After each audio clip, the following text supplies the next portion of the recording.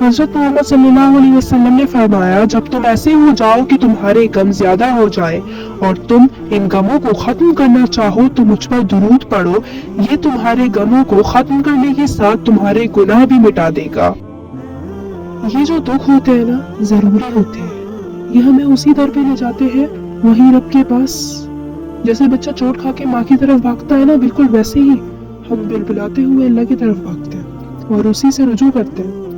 جب ہمیں درد ہوتا ہے کوئی اور درد نہیں ملتا، جب کوئی سہارا نہیں رہتا، جب سانسیں تنگ سی ہونے لگتی ہیں، جب ہم ٹھکرائے جاتے ہیں، جب ہم رلائے جاتے ہیں، تب ہم اللہ کو پکارتے ہیں اور وہ رحمان و کریم بادشاہ سمیٹ لیتا ہے اپنی رحمت کے ساتھ۔ الحمدللہ یا رب العالمین۔ آدھی کو برا مت کہو، کیونکہ اس کے آنے کے پیچھے بھی اللہ کی رحمت اور حکمت چھپی ہے۔ ابن خلدون اپنی کتاب میں لکھتے ہیں کہ جب زمین پر موسم سرما سے گرمی میں بدلتا ہے تو کیڑے مکوڑے، بیماریاں اور بہت سی موذی حشرات پیدا ہوتے ہیں جو اگر زندہ رہ جائے تو دنیا تباہ ہو جائے۔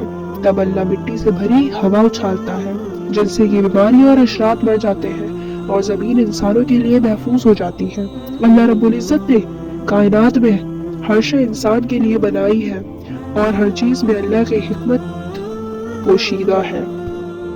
حدیث مبارک، نبی کریم صلی اللہ علیہ وسلم نے فرمایا 3 قسم کے لوگوں کی جرم کی سنگینی کا مت پوچھو، اللہ کی 4 یعنی تکبر کو چھیننے والا، اللہ کے معاملے میں شک کرنے والا اور اللہ کی رحمت سے نا امید ہونے والا۔